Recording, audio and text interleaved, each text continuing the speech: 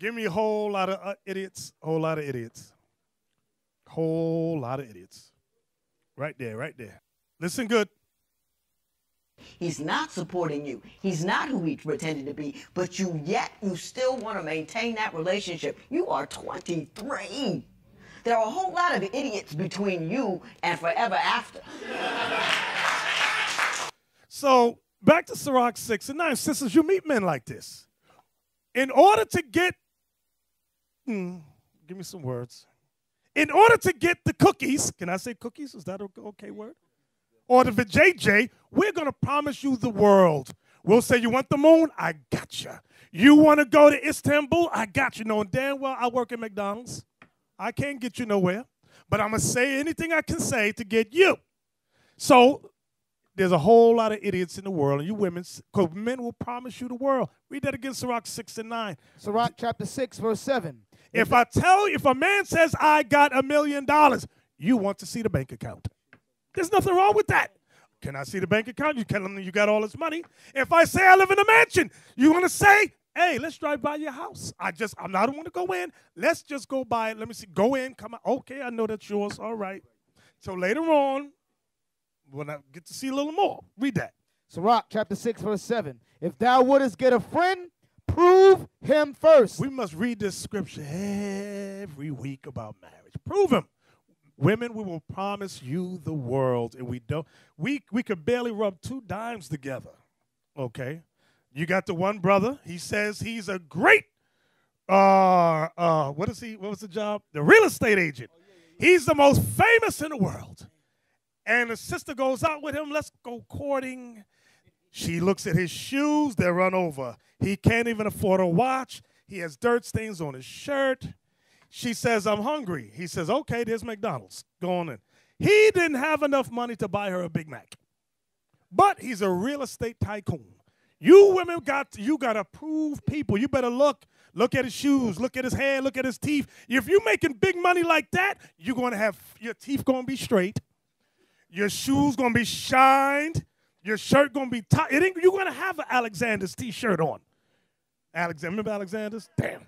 You're going to have a top. I don't know what's the top notch. I don't get down like that. Yeah, Caldwell, take me away. You're going to have the nicest gear on. Because in the car you drive, you're not going to be on the bus. Sister, the second he take you on the bus, he broke. I'm just telling you straight. Now you know. What are you going to say? Ain't nothing wrong in being broke, but fronting, yes, acting like you got the cheddar. That's when it you right ain't there. got the cheddar, you fronting.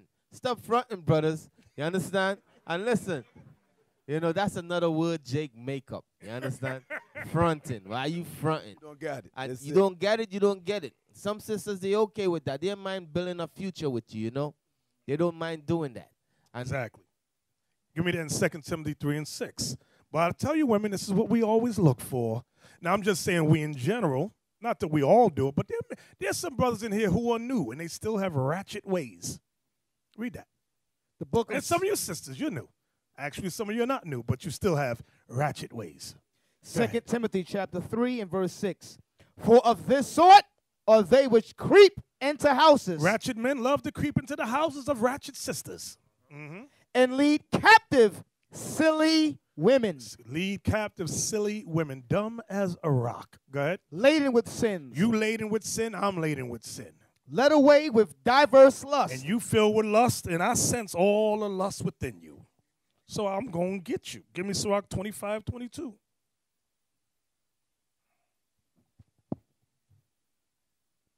Sirach chapter 25, verse 22. A woman, if she maintain her husband, is full of anger, impudence, and much reproach. Read that again.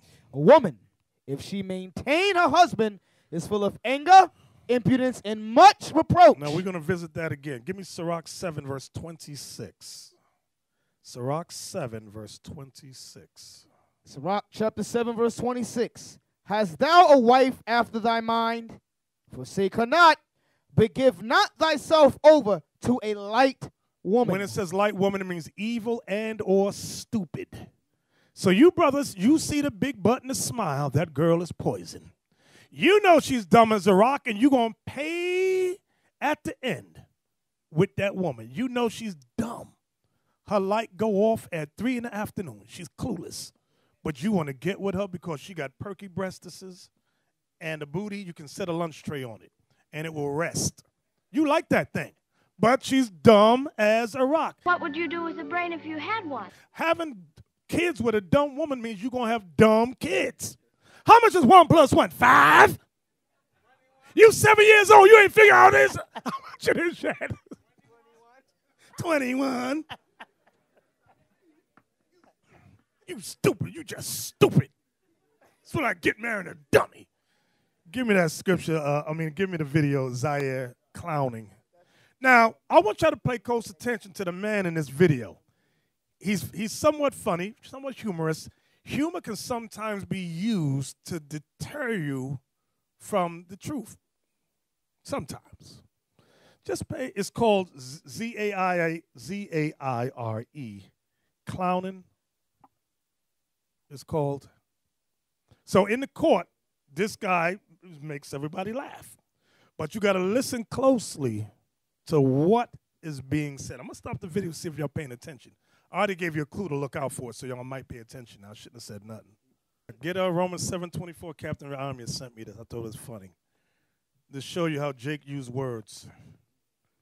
Romans 7:24. Romans chapter 7, verse 24.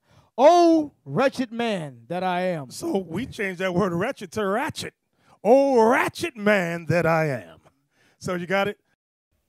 Good day, ladies and gentlemen. I'm here today with Jamal Kazir Evans and Jamie Gerard. The two of you have been living together for the last 2 years. You do not want to be together anymore. You have some matters that you would like me to resolve financially as you two are leaving one another. But before we get to that, Mr. Kazir Evans, why don't you tell me a little bit about your relationship and how we've ended up in divorce court here today? How you doing today, Your Honor? I'm doing all right, Mr. Kazir Evans. You know what? I'm going to keep it all the way real with you, Your Honor. I should hope so. This is a courtroom, but go ahead. You know, I still do love Jamie. She still got my heart.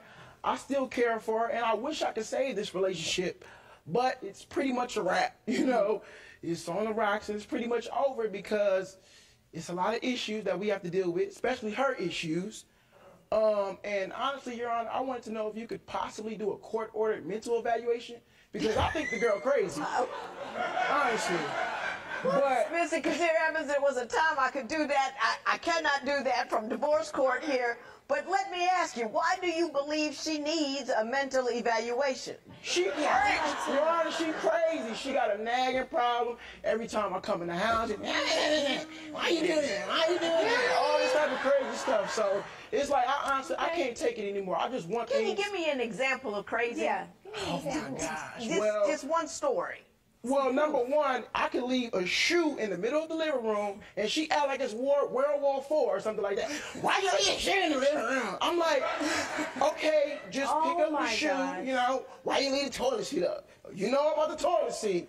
Why you leave dishes in the sink? And I feel like that's a woman's job anyway, so she needs to tend to the house. Okay. And, you know, do that anyway. Oh, I say now, you went there, Mr. Kazir I went Evans. there. You went there. Ms. Gerard, he says that you get angry about everything and you're just hard to work with. You know what? It's not that I get angry about everything. There's just certain things that I like done, and he knows that. Like, I'm a neat person. And so just respect. If I clean the house all weekend long, pick up after yourself. I don't mind if there's mess, that we both made messes. Okay, that's fine. But if you've seen me literally clean the whole house, I can come home and tell where he's been. The bathroom, there's water all over the sink. There's toothpaste in the sink. Yeah, in the bedroom, the covers are ruffled. There's shoes everywhere. The kitchen, there's crumbs, and the knife he used to make a sandwich. Like, just simple stuff. But now, Ms. Gerard, you say. So now, okay.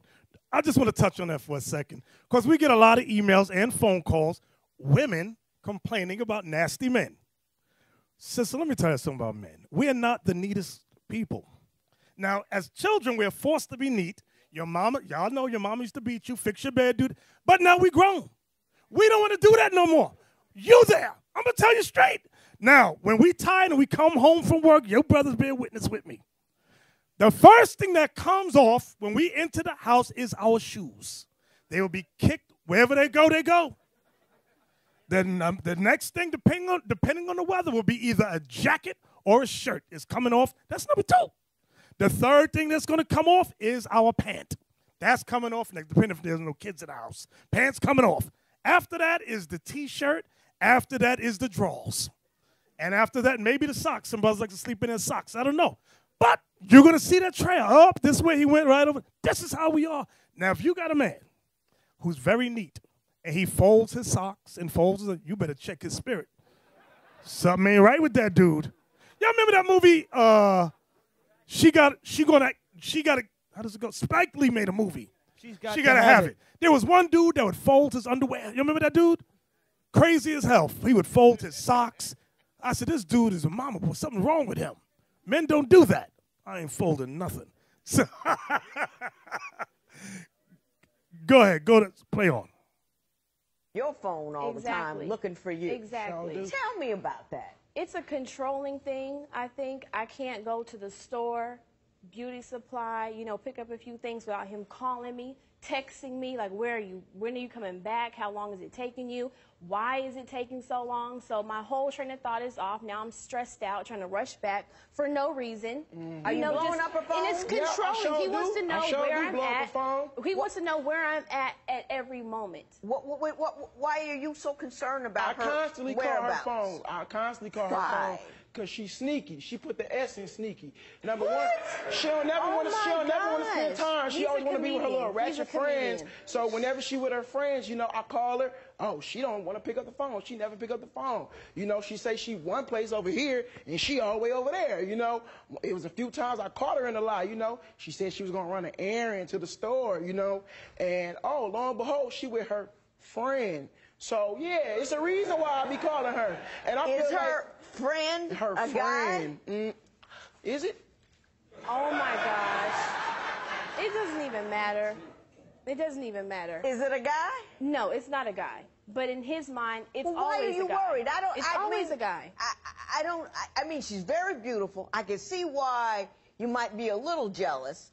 But to me, so far, you haven't told me anything that makes me think, she might be doing the wrong thing. Give me something that'll make me think that. Well, number one, every time she's out, she never answers the phone. Why? How come every time you leave the house, you don't answer the phone when I call you? What is it you want when you're calling? Well, I'm her man. No. I'm her man. I got a man. He got a phone. I got a phone. I go out every day. I honestly feel like it's my job to protect her. I want to know if she's safe out here. How you gonna protect her over the phone? I can call 911. Exactly. I can call 911, Judge.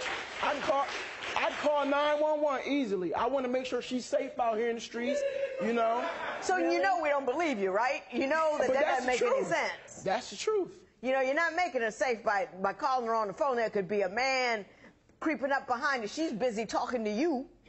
Trying to tell you where she is. Pause. He's got a Let me see who noticed it. Anybody notice anything what he said? Anybody notice? Miss Gerard, why are you sick of him? Jonah got his hand up. Let me hear.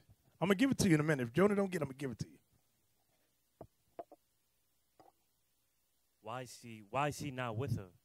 If she's out, what's the reason that I'm not saying that he has to be with her 100% of the time, but if there's a need for him to be ringing down her phone, like, what's causing that separation? Okay, y'all didn't get it. When y'all counsel, you have to listen. She said, why do you always call her on the phone? What was his first answer? She's what? She's sneaky. Then he changed the story and said, why does he call on the phone? To protect her. He's lying. Y'all got to pick up those little subtle things when you counsel with people. Because once they change that story, lying. Right there. You see that, sisters? We on your side sometimes. Go on with the video. Wait. Before you go to the video, Proverbs 31:11. That's what I want. Proverbs 31:11. She's sneaky. Then he wants to protect her. Really? From a phone. Okay.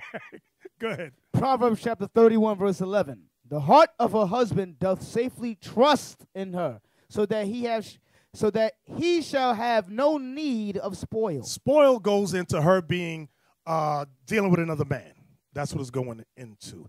You brothers want a wife who you can trust. She could go far and wide and you ain't home worried what she doing at work. Is she at the water fountain? What was she wearing? Was it too short? You're insecure. You're not stressed because you know you have a godly woman who has been keeping God's commandments. Read it again. The heart of her husband doth safely trust in her. So if you brothers got a sister, a wife who you don't trust, you think she's sneaky. What you with her for? You should have never married her. That's why half your ball right now. Your hair fell out. You got a woman, she's stressing you out. Okay, let's go back to the video. That she bores you. Yeah, she bores me. How is that? Well, when we first got together, our sex life was, I ain't gonna lie, it was off the chain. It was 24/7. It was 24/7, 365. And now I feel like our relationship is dead. You know, we may be having sex one time, and she just got a straight face like this. You done yet? So I feel like I'm with a robot instead of my woman. Well, maybe you got some quality control issues over there. Well, hey, maybe I do. Maybe I do. Pause right there. Let's pause that thing right there. Let's pause right there for a second. I always tell you about that sex thing. In the beginning, it's wham, bam, thank you, ma'am. It's good. It's fun. You fall asleep. You drool. You know, you out. You done. But after a while, it starts to wear off. I mean, it ain't boring, but it's not like the first month or even the first year. It just coasts out. I mean, you're going to have some good times. It's going to go like this. That's how it is, especially if you got things on your mind you're worried about. Bills. You're worried about this, you're worried about that.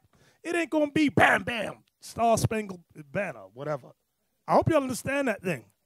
But there's no reason to step out of the marriage, okay? Where we at? He's verbally abusive, which is a main problem. Well, in now our tell me about relationship. that. What kind of things does he say to you that are abusive? He just tells me, like, I can't trust you. You think you're slick, and you know, you're always with other men. Like, we went to the mall. I went to the mall with my friend to pick out outfits for a birthday party. I want everyone to be coordinated, you know. So we're just looking at, you know, the kind of styles we want everyone to wear. And I asked him to watch my daughter while we went to the store. And my friend came over to pick me up. And in front of my friend, he started to accuse me, like, you want me to watch your daughter while you go out and meet up with men? And who goes to the mall without buying anything? And you think you're so slick? And the accusations, like, immediately I just cried because I was embarrassed and just fed up. I just had to get away from him because it's too much. Are you calling her out in public and whatnot, talking about you seeing other men and all of that? I mean, sometimes I do. I mean, I don't mean to. Have you ever caught her? Exactly. Is there a guy? Is there a phone number? Is there a text? I've never caught her, but I'm planning on catching her. Oh, my gosh. You know, there's a lot of things that I keep from him. I don't hide things from him, but there's things that I keep from him. Wait, pause that. Do y'all know where they're at right now? What is this place they're at? Divorce court. He said, I haven't caught her, but I plan on it. This dude is crazy. Go ahead.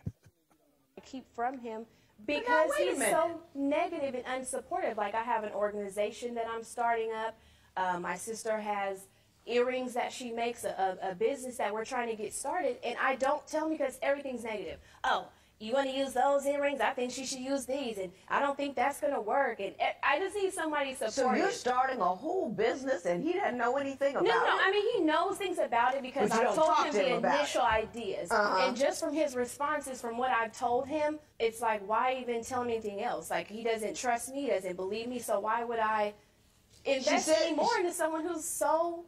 She says she's telling you her hopes and her dreams and her businesses and her goals, and you're pouring cold water on it. Is that what you do? No, that's not true. Water on it. Wait, stop. Notice he said that what the wife said is a lie. But then he says, I just think she should do it whose way? But it's her business. So there's a problem there. Go ahead. Some of the stuff she does. The manly touch. That's how I feel. Well, what would the manly touch do for? I mean, what's the man touch you gonna put on the earring business? Just well, number one, guys, we know, what the girl looks good in, you know. So I feel like the earrings should go for, what guys like, what we like, what's sexy to us, you know. I feel like she high maintenance, Your Honor. Why is she high maintenance? Because, okay, I'm not rich, but I do try to buy her nice. Now goes to her being, no, this, if y'all see the whole video, he hits on so many points that has no proof, no relevance of nothing. Give me Proverbs 11 and 29, please. This is for brothers. Some of you brothers in here might have ratchet ways that way too. You don't trust your woman. You have no evidence that she's ever done anything, but you don't trust her. She wants to create a business, you destroy the business. You're all in the business. Read that. The book of Proverbs, chapter 11, verse 29. He that troubleth his own house shall inherit the wind. You know what that means? You're going to end up right there on divorce court. That's what it means, inherit the wind. Read it again. He that troubleth his own house. To trouble your house, you nitpick, you nag, you look for things to cause fights in the house, unnecessary things. Go ahead. Shall inherit the wind. You come home, not only is the furniture gone, the dog is gone, the bird is gone, everything in the house is gone. It's an empty room. Was that it, or was it, Leon? And the fool shall be a servant to the wise of heart. Right. So, from there. Now they will see the true men of God. We are not black men, we are the Israelites. That's right.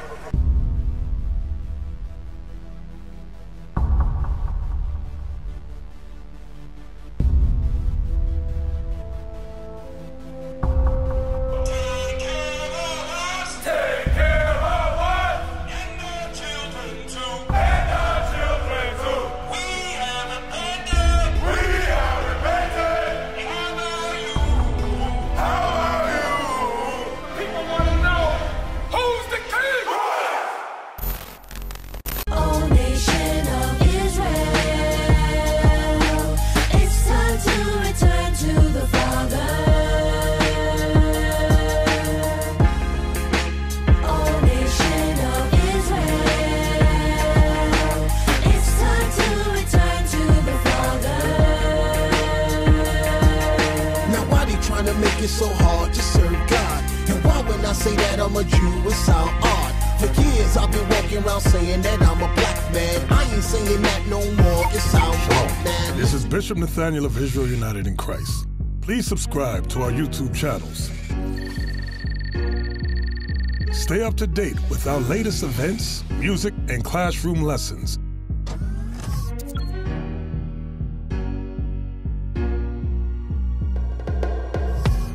IUIC plans to continue visiting different countries where this gospel has not been preached before. IUIC needs your help in pushing this truth.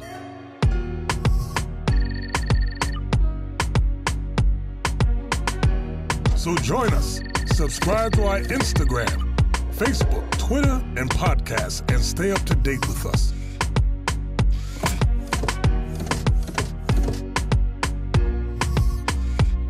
For more information, please visit www.israelunite.org.